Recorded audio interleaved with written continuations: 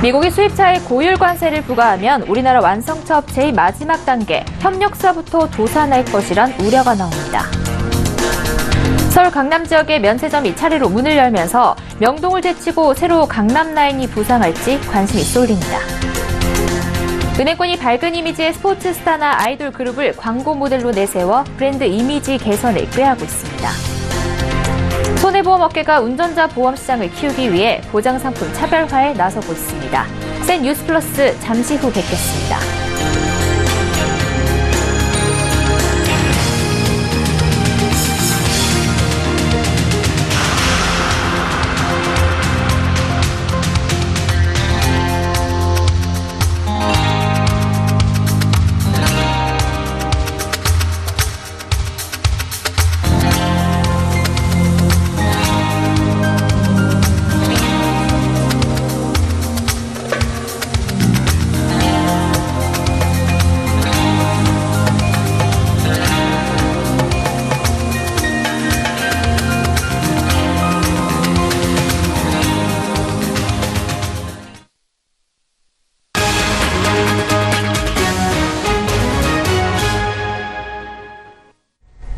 시청자 여러분 안녕하십니까? 센 뉴스 플러스 양한나입니다. 미국이 수입차에 대해 25%에 달하는 고율 관세 부과를 추진하고 있는 가운데 고율 관세가 현실화되면 국내 완성차 업체의 하위 협력사들부터 도산할 것이란 우려가 제기됐습니다. 이 완성차 업체들이 공장을 멈추면 부품을 대는 협력사들이 먼저 쓰러질 것이란 얘기입니다. 완성차 공장이 있는 광주와 울산, 부산 등 지역에 위기감이 높아지고 있는 이유입니다. 정창신 기자입니다. 르노 삼성자동차 부산공장. 이곳에선 소형 SUV 닛산 로그를 위탁 생산해 미국으로 보내고 있습니다. 지난해 26만여 대의 자동차를 생산했는데 절반가량인 12만여 대가 로그입니다. 르노 삼성 관계자는 부산 공장에 약 2,500명의 근로자가 있다면서 부산 지역 협력사까지 합하면 2만 3천여 명에 달한다고 설명했습니다. 업계에 따르면 미국 수출차를 생산하는 공장이 있는 지역은 위기감이 높아지고 있습니다. 미국이 수입 자동차에 대해 25%의 관세 부과를 검토하고 있기 때문입니다. 전문가들은 다른 산업에 비해 자동차 산업 구조는 하청 수직 구조가 발달해 있다고 설명합니다. 완성차 공장이 멈추면 피해는 협력사부터 입는다는 분석도 나옵니다. 자동차 메이커당 약 5천 개의 기업이 포진하고 있으니까 여기에 종사하는 인원은 수십만 명이라고 보시면 됩니다. 특히 완성차에 문제가 되면은 4차, 5차 밑에부터 뿌리가 썩어가면서 부도가 나기 시작을 합니다. 통계청에 따르면 우리 자동차 산업 종사자 수는 36만 명 가량입니다. 미국 수출 규모가 가장 큰 현대차 울산 공장엔 3만 4천여 명의 근로자가 있습니다. 협력사까지 포함하면 수십만 명에 달할 것으로 추산됩니다. 기아차 광주 공장에도 8천여 명의 근로자가 근무 중입니다. 특히 이곳엔 소울과 스포티지 등 18만여 대를 미국으로 보내고 있는데 소울 물량만 10만 대가 넘습니다. 울산보다 협력사 규모가 크진 않지만 55% 이상이 미국 수출 물량이라 관세 영향이 클 것으로 예상됩니다. 서울경제TV 정창신입니다. 국내 면세점 하면 외국인 관광객이 많은 명동을 떠올리실 겁니다. 하지만 앞으로는 강남 지역에 면세점들이 생기는데 이른바 면세점 강남 라인이 뜰 수 있을지 주목되고 있습니다. 유동현 기자입니다. 강남 지역이 면세점 업계의 새로운 화두로 떠오르고 있습니다. 기존은 롯데가 운영하는 두 곳뿐이었지만 이달 말 신세계를 시작으로 11월 말 현대백화점 면세점이 차례로 강남에 문을 열 예정입니다. 강남 지역의 대표 럭셔리 면세점을 선보일 예정입니다. 삼성동 지역은 특히 다양한 개발 호재가 있어 앞으로 외국인 관광객들의 방문이 많이 예상됩니다. 서울 시내 면세점 대부분은 명동을 중심으로 강북 지역에 밀집해 있습니다. 내국인보다 외국인 구매가 월등히 높은 면세업 특성상 이들이 몰리는 관광지역에 위치하는 게 유리하기 때문입니다. 특히 지난해부턴 따이공이라 불리는 중국 보따리상들이 강북 면세점의 짧은 동선을 이용해 구매력을 끌어올리고 있습니다. 실제 롯데면세점 명동점은 연간 3조 원 매출로 강남의 두 매장을 합친 것보다 4배 높습니다. 하지만 앞으로 강남에 면세점이 들어서는 만큼 강남 라인이 부상할 수 있을지 관심이 쏠립니다. 특히 강북 면세점들이 따이공 수요를 이기지 못해 품절 사태를 빚고 있는 상황은 긍정적 신호로 다가옵니다. 네, 연말에는 강남권에도 이제 신규 면세점 효과로 4개 사업장의 영업이 개시가 되는 만큼 그동안 부진했던 따이공 수요를 흡수해 매출 달성이 가능할 것으로 전망을 합니다. 이 밖에도 면세점이 몰려있으면 시너지 효과가 나온다는 관측과 함께 기대감은 더 높아지고 있습니다. 서울경제TV 유동현입니다. 광고에서 제일 중요한 건 광고 효과죠. 보다 더 많은 사람이 광고를 보고 보다 더 많은 사람이 그 회사의 제품이나 서비스를 구매하도록 하는 게 목표일 텐데요. 은행권 광고는 어쩐 일인지 그런 흐름과는 조금 다른 듯 보였는데 최근 들어 본연의 길을 찾은 느낌을 받습니다. 무슨 이유 때문인지 이하라 기자가 전합니다. 독일 월드컵에서 국내는 물론 세계 축구팬의 관심을 한 몸에 받은 손흥민 선수. 이 손흥민 선수가 출연한 하나금융그룹의 광고가 화제입니다. 함께가 힘이다. 하나가 힘이다. 하나금융그룹. 금융권 광고로는 최단 기간 1000만 뷰를 달성했습니다. 배경음악은 힙합 오디션 프로그램 우승자인 김하온 군의 자작곡. 10대와 20대 사이에서 큰 인기를 끄는 축구 스타와 가수의 콜라보가 이 광고의 인기 비결입니다. 국민은행은 방탄소년단을 모델로 체크카드와 정기적금 상품을 출시해 해외 홍보 효과까지 누리고 있고 신한은행도 워너원을 모델로 솔 딥드림 체크카드를 출시해 지난달 10만 계좌 개설을 달성했습니다. IBK 기업은행은 지드래곤이 직접 디자인한 GD 체크카드를 선보였는데 발급 첫날 4만 명이 넘는 접속자가 동시에 몰려 신청이 지연됐을 정도입니다. 뉴스 고객층을 대상으로 해서 꿈과 도전 이런 것들을 좀 보여주는 모델로 활용을. 은행권은 그동안 고객의 돈을 관리하는 업무 특성을 고려해 보수적이고 안정적인 이미지를 강조하는 홍보에 치중했습니다. 광고 모델로 대중적 이미지의 중장년 연예인을 고집해왔던 이유입니다. 그러나 인터넷은행 도입과 간편결제 서비스 등 모바일 사용에 익숙한 젊은 층을 대상으로 한 금융 서비스가 속속 등장하면서 기존 은행권이 도전적이고 밝은 이미지의 스포츠 스타나 아이돌 모델을 내세워 브랜드 이미지 변신을 꾀하고 있습니다. 서울경제TV 이하라입니다.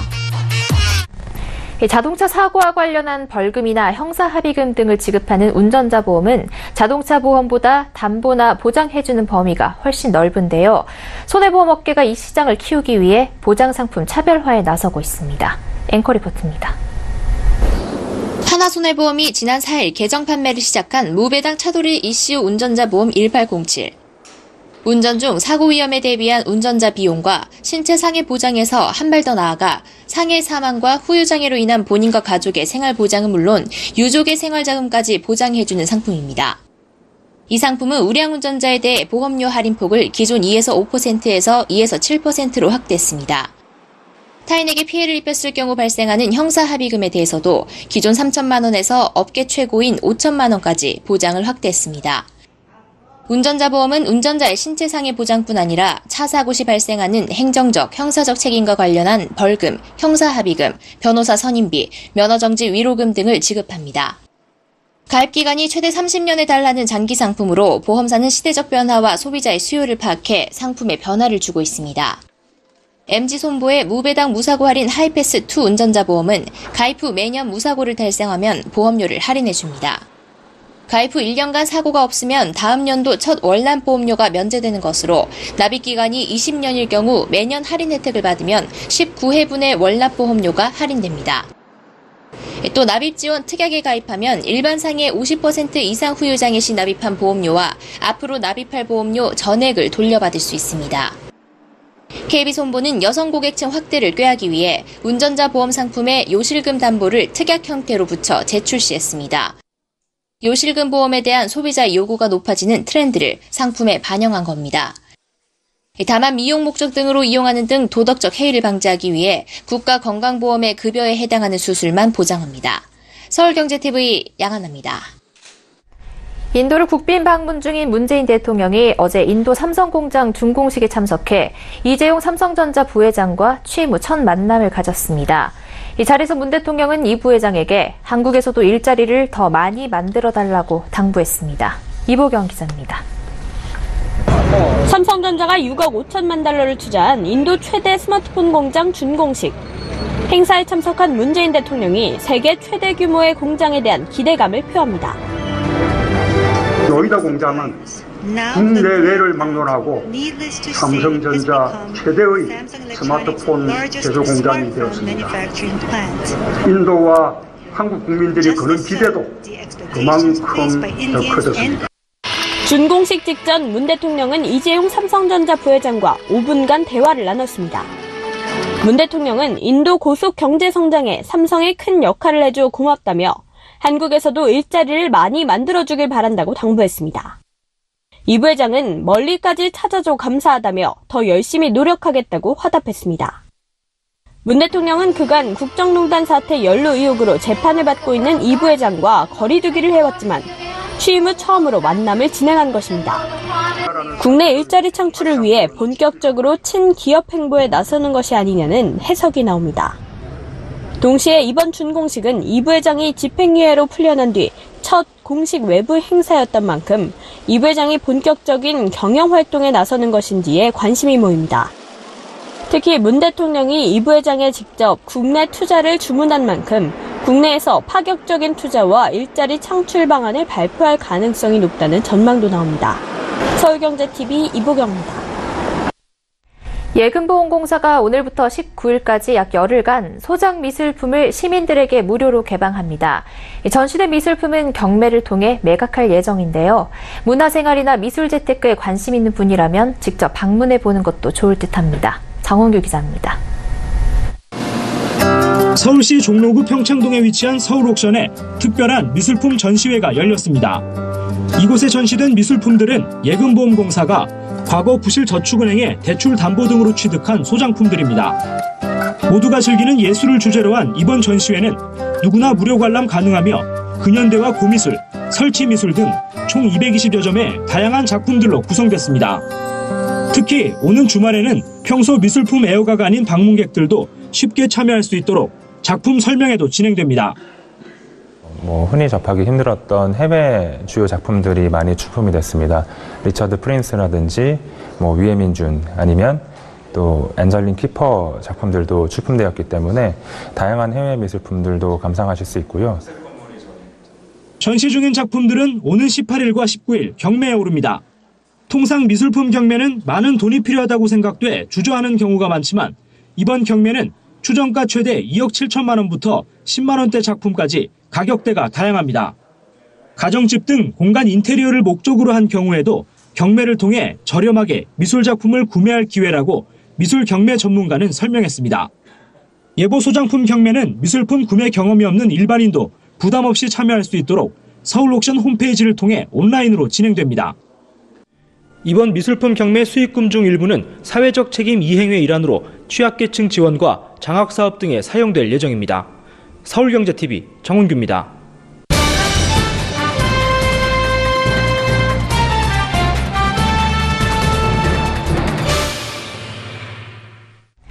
요즘 노동계의 핫 이슈인 탄력 근로제를 놓고 말이 많습니다. 현장에서는 52시간 근로시간 단축 시행에 따른 보완책으로 일감이 몰릴 때 집중해서 일할 수 있는 탄력 근로제를 더 확대해야 한다고 목소리를 높이고 있는데요. 이에 경제사령탑인 김동연 부총리는 탄력 근로제 확대가 필요하다고 하는데 정작 주무부처인 김영주 고용노동부 장관은 아니다라며 엇박자를 놓고 있습니다. 대체 탄력 근로제가 무엇인지 어떻게 가는 것이 바람직한지 고현정 기자와 이야기 나눠보겠습니다.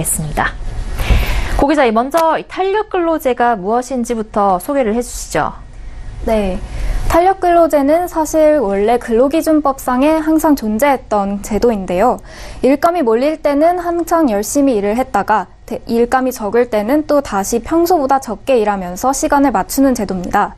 현행 근로기준법은 일이 많은 주에는 길게 일하고 일이 없는 주에는 덜 일해서 3개월 평균을 주 40시간에 연장근로 12시간을 합한 주 52시간으로 맞추도록 하고 있습니다.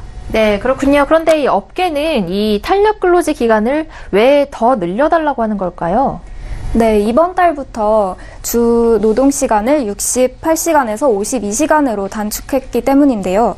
업계는 근로시간이 법적으로 단축되는 대신 탄력 근로제를 확대 운영해 인력 운용의 숨통을 틔워줘야 한다는 겁니다. 3개월로는 턱없이 부족한다는 건데, 예를 들어 건설 공기를 맞추기 위해 3개월 내리 일을 해야 할 때 어떻게 3개월 안에 주 52시간 근로를 맞출 수 있겠냐는 겁니다. 그러니까 최소 6개월 이상으로 탄력 근로제 기간을 늘려야 한다고 업계는 주장하고 있습니다. 네, 업계의 주장이 나름 합리적으로 들리는데요. 업계의 주장대로 선진국의 경우에는 이 탄력 근로제 기간을 이미 1년으로 하고 있는데, 우리 정부는 이 시행착오를 줄이기 위해서 이런 외국의 산 경험이 판단 근거가 됐을 텐데, 이 외국 사례를 몰랐던 걸까요? 어떻게 된 겁니까? 네, 저도 이 부분이 굉장히 아쉬웠는데요. 네. 정작 주무부처인 고용노동부는 이제부터 해외 법제 검토에 들어가겠다고 말을 했습니다. 사실 탄력 근로제 기간은 이번에 근로기준법을 개정하기 이전부터 있던 법조항인데요. 이번에 선진국처럼 근로시간 단축을 시행하면서 선진국의 사례를 검토해서 이 확대를 고민을 했었어야 마땅합니다. 제가 고용노동부 주무국장에게 선진국 사례를 물었더니 잘 모른다는 반응이 돌아왔습니다. 그리고선 오히려 저에게 외국은 어떻게 하고 있냐고 되묻기도 했습니다. 거의 없는 상태예요. 되게 간단한 정도만 있고, 지금 저희가 갖고 있는 이 자료도 이게 도대체 언제 업데이트가 된 건지 그런 것도 없어요. 지금 몇 개 나라에 대한 실제 저희가 갖고 있긴 한데, 이걸 저희가 전반적으로 업데이트를 했다거나 그렇게 자신이 없으니. 노동시간 단축이라는 엄청난 패러다임 전환이 사실 이루어지고 있는 상황인데, 정부가 옛날 근로기준법 조항을 버젓이 들이댔다는 게 좀 답답한 상황인 것 같습니다. 그럼 이 탄력 근로제 단위 기간에 대해서 선진국의 사례는 어떻습니까? 네, 우리나라의 경우에는 보통 3개월을 하고 있는데요. 프랑스와 독일, 영국 등은 탄력적 근로시간제를 실시하는 거의 대다수의 유럽이 1년 정도로 설정을 하고 있습니다. 네, 프랑스와 독일은 최대 1년, 그리고 영국, 네덜란드의 경우에는 16주가량이며 핀란드의 경우에는 52주까지 가능합니다. 네, 가뜩이나 근로시간 단축에 따른 노동시장의 연착륙이 필요한 상황인데, 우리나라도 이런 선진국 사례처럼 단위 기간을 늘려야 하는 건 아닐까요?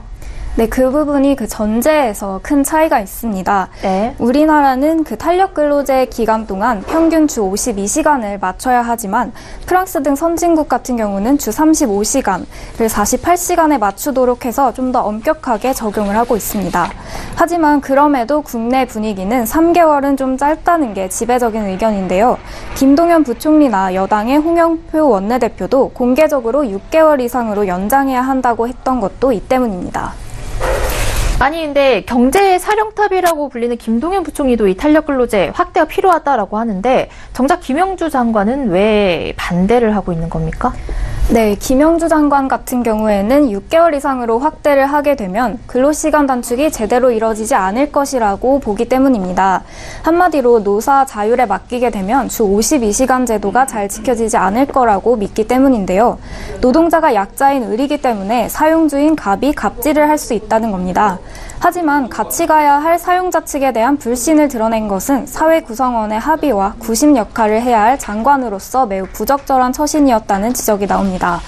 그런데 탄력 근로제 기간도 문제지만 근로시간 단축 제도에 있어 선진국과 우리는 근본적인 차이가 있습니다. 네, 근본적 차이라고 말씀을 하셨는데, 그렇다면 이 근로시간 단축 제도가 선진국과 우리나라가 완전히 다르다는 얘기인가요? 네, 본질적으로 그렇습니다. 네. 우리는 주 52시간으로 근로시간 상한을 못 받고 있지만 외국은 그 근로시간이 정해져 있다 하더라도 노사 합의에 따라 얼마든지 그것을 조정을 할 수 있습니다. 그 근로시간을 법정으로 40시간으로 규정을 하고 있지만 같은 법 내에서 노사 합의에 따라 근로시간은 얼마든지 늘릴 수 있는 겁니다. 선진국은 법으로 근로시간을 강제하는 게 아니라 노사 합의 문화를 통해서 자율적으로 해결하고 있다는 건데요. 법정 근로시간은 정부가 하나의 잣대를 제시하는 것일 뿐 결정은 노사가 하고 있는 거죠. 네, 그런데 정작 우리 기업들은 이 자율적 노사 합의를 두려워하고 있다고 하는데, 이건 어찌된 일입니까? 네, 특히 대기업들이 그렇습니다. 귀족노조나 특권노조로 비판받는 지점이 바로 그것인데요. 이러다 보니까 대기업들은 정부가 아예 나서달라고 말을 하고 있습니다. 300인 이상 기업인 H모 대기업 임원의 말입니다. 들어보시죠. 그 노조하고 협의를 통해서 하라 이런 얘기거든요. 근데 그 부분이 그렇게 하게 될 경우에는 급하게 그 일을 해야 되거나 또는 그렇게 담아놓는데 조합이 다른 이유로 그 부분을 용인을 안 해버리면 그게 진행이 안 되지 않겠어요? 네. 그거를 왜 노조하고 협의를 꼭 해야 될 필요가 있는 것인지. 네, 하지만 실상 우리나라 경제 대부분을 차지하고 있는 중소기업은 노조가 아예 없는 현실이잖아요. 반면에 뭐 대기업 같은 경우는 귀족 노조라는 게 좀 판을 치고 있는 상황이고 참 안타까운 양극화 현상이 아닌가 싶습니다. 네, 맞습니다. 한편 김근주 한국노동연구원 연구위원은 노조가 사실상 없다시피 한 거의 대부분의 기업에 대한 우려도 표했습니다. 탄력적 근로시간제를 도입하는 절차 관련해서 거기에서는 뭐 산업별로 시행을 하는 경우도 있고 사업장별로 시행하는 경우에서도 상시적인 조직인 뭐 예컨대 사업장위원회나 이런 데가 결정을 하게 하는 구조라서 그것들이 좀 악용될 여지가 적고요. 그러니까 노사가 진정으로 합의하는 탄력적 근로시간제가 시행될 확률이 높아서 우리는 사용자가 탄력적 근로시간제를 원하잖아요. 다만 절차가 이제 뭐 근로자 대표와의 서면 합의라는 불명확한 절차로 하기 때문에 사용자가 악용할 여지가 많아요.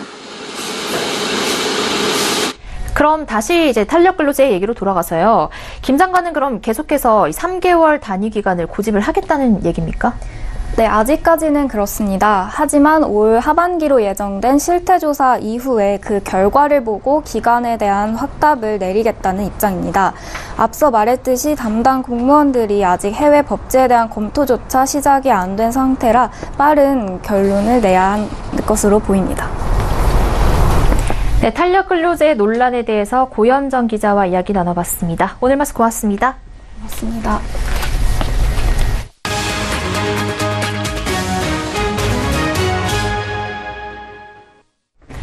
세계적인 베스트셀러 저자이자 경제학자인 장하준 영국 캠브리지대 교수가 기업의 장기 주주에게 가중 의결권을 주는 제도를 도입해야 한다고 말했습니다.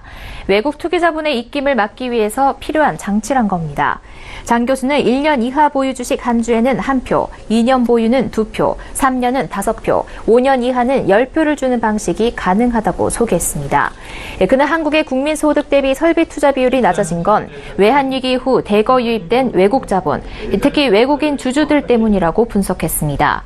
그러면서 그간 재계에서 주장해온 포이즌 필이나 황금주 등은 제대로 된 방어 장치가 되기 어렵고 차등 의결권 역시 부적절하다고 말했습니다. 한편 장 교수는 현재 한국 상황을 선진국의 장벽은 뚫지 못한 채 중국의 추격을 받는 전환점에 있다고 분석하기도 했습니다. 국토교통부가 부동산 공시가격 현실화를 위한 제도 개선에 나섭니다. 민관 합동으로 구성된 국토교통 분야 관행혁신위원회는 국토부에 공시가격 현실화 등을 골자로 하는 2차 개선 공고안을 제시했다고 밝혔습니다.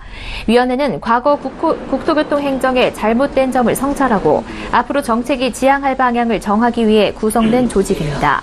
2차 개선 공고안에는 낮은 현실화율과 형평성 문제가 제기된 공시가격을 두고 이를 개선할 것을 권고하는 내용이 담겼습니다. 국토부는 위원회의 지적에 따라 지속적으로 공시가격 현실화율을 높일 계획입니다. 다만 구체적인 목표치를 수치로 제시하진 않았습니다. 또 현재 공시가격 현실화율이 유형과 지역, 가격대별로 다르고 가격이 급등한 지역이 안정적 지역보다 현실화율이 낮다는 문제도 개선하기로 했습니다. 국토부 관계자는 토지 단독주택과 실거래가가 급등한 지역의 시세를 면밀히 파악하겠다며 형평성 문제가 제기됐던 고가 부동산과 특수 부동산 등은 더 빠른 속도로 개선될 수 있게 적극적 조치를 취할 것이라고 밝혔습니다.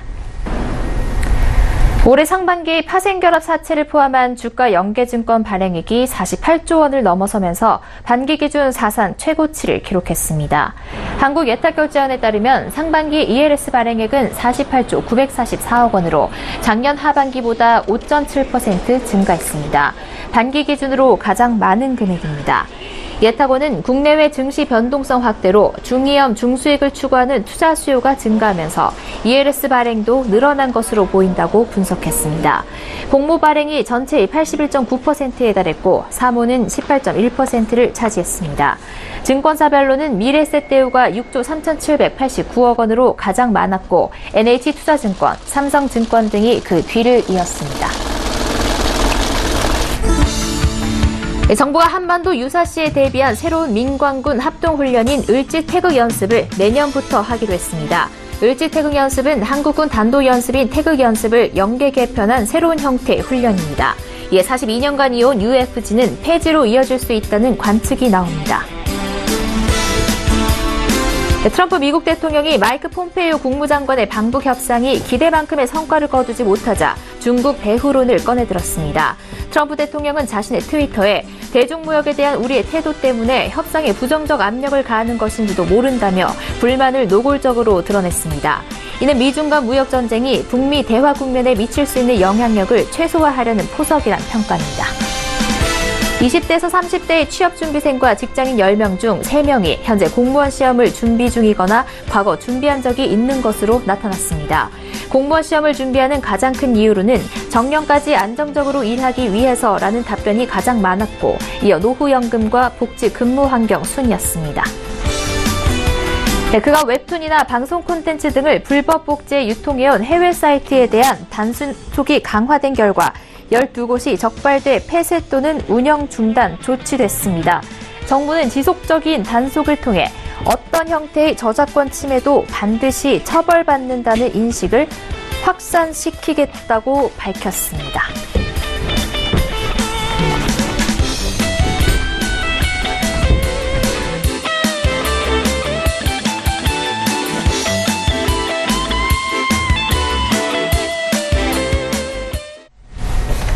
센 뉴스 플러스 여기까지입니다. 시청해주신 여러분 고맙습니다.